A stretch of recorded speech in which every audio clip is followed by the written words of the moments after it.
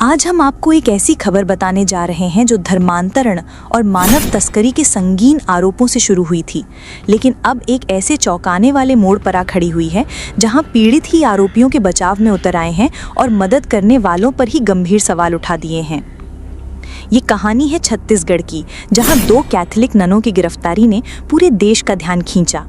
लेकिन अब इस कहानी का सच वो नहीं है जो पहली नज़र में दिख रहा था। तो आखिर पूरा मामला क्या है? चलिए शुरू से शुरू करते हैं। घटना कुछ दिनों पहले की है। जगह छत्तीसगढ़ का दुर्ग रेलवे स्टेशन। अबुझमाड़ के सुदूर गांव की रहने वाली 3 आदिवासी लड़कियां, जिनकी उम्र 19 से 21 साल के बीच है, 2 कैथोलिक ननों के साथ आगरा जाने के लिए ट्रेन का इंतजार कर रही थीं। ये तीनों लड़कियां ईसाई धर्म को मानती हैं और अपने परिवार की सहमति से ही आगे की पढ़ाई या ट्रेनिंग के लिए जा रही थीं।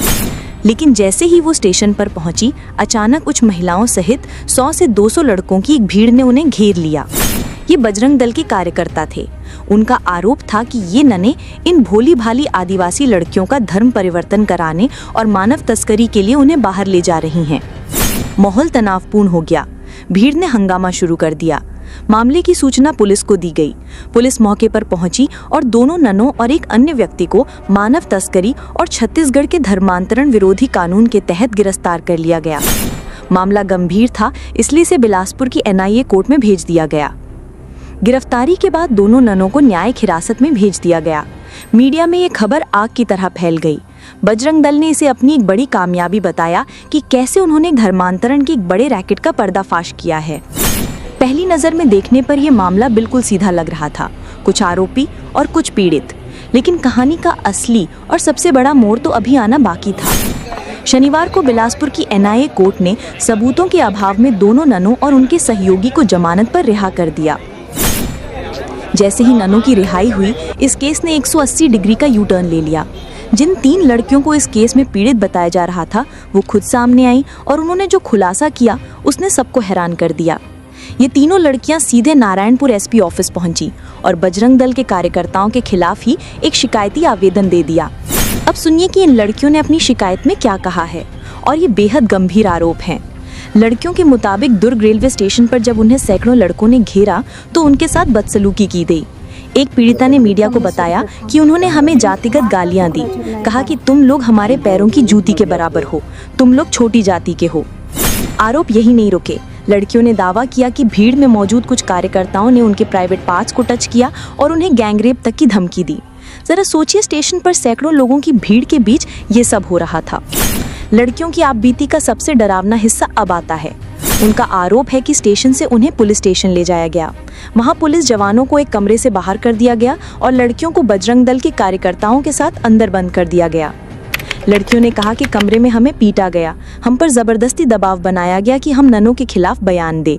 हमें धमकाया गया कि अगर तुमने केस दर्ज नहीं करवाया तो तुम्हारे साथ गैंगरेप कर देंगे। उनका ये भी आरोप है कि दुर्ग में पुलिस ने उनसे कोरे कागज पर दस्तखत भी करवाई। ये लड़कियां जो अपने परिवार की रजामंदी से बेहतर भविष्य के लिए आगरा जा रही थीं, उन्हें दुर्ग के सखी 1 स्टॉप सेंटर भेज दिया गया। वहाँ भी उनके अनुसार उन्हें 4 दिनों तक एक कमरे में कैद रखा गया। न किसी से बात करने दी गई, न कमरे से बाहर निकलने दिया गया। तो अब सवाल उठता है कि सच क्या है? एक तरफ बजरंग दल का दावा है कि वो धर्मांतरण को रोक रहे थे, दूसरी तरफ वो लड़कियां हैं जिन्हें पीड़ित बताया गया और वो अब खुद कह रही हैं कि नने तो निर्दोष हैं, असली अपराधी तो वो लोग हैं जिन्होंने हमें धमकाया, पीटा और हमारे साथ बदसलूकी की। लड़कियों ने ननों की रिहाई पर खुशी जाहिर की है। उन्होंने कहा, सिस्टर लोग निर्दोष हैं, हम अपनी मर्जी से जा रहे थे। ये मामला अब कई गंभीर सवाल खड़े करता है। क्या बजरंग दल के कार्यकर्ताओं को कानून हाथ में लेने का अधिकार है? अगर लड़कियां अपनी मर्जी से जा रही थीं तो इसे मानव तस्करी और धर्मांतरण का मामला कैसे बनाया गया? लड़कियों द्वारा लगाए गए मारपीट, बदसलूकी और धमकी के आरोपों में कितनी सच्चाई है? पुलिस की भूमिका इस पूरे मामले में क्या थी? क्या वाकई उनसे कोरे कागज पर दस्तखत करवाए गए? ये कहानी सिर्फ एक खबर नहीं है, बल्कि हमारे समाज और सिस्टम पर एक सवाल है। अबुझमाड़ जैसे पिछड़े इलाके की लड़कियां अगर बेहतर शिक्षा के लिए बाहर जाना चाहती हैं तो उन्हें सुरक्षा मिलनी चाहिए, न कि ऐसी प्रताड़ना।